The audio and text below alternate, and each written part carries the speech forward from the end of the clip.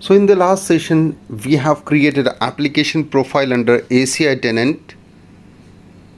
Now let me create the VRF context in the ACI automation tenant.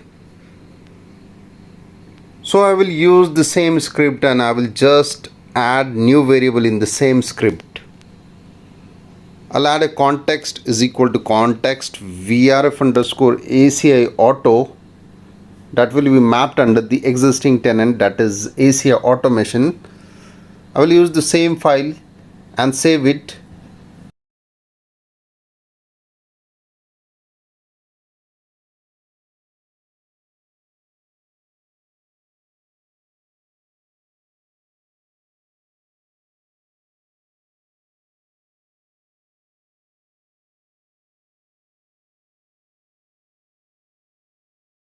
Now let me clear the screen.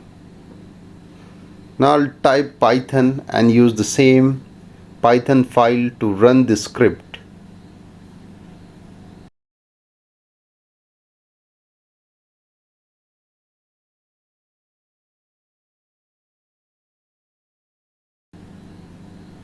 I'll put the username, that is admin. I'll use the same URL and I'll now put the password.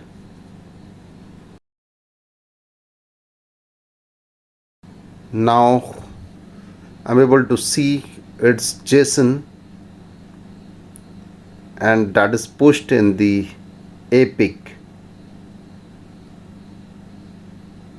Now let me verify the new configuration under the ACI automation tenant in APIC. I'll open the ACI automation tenant. Now you can see newly created VRF in the networking tab.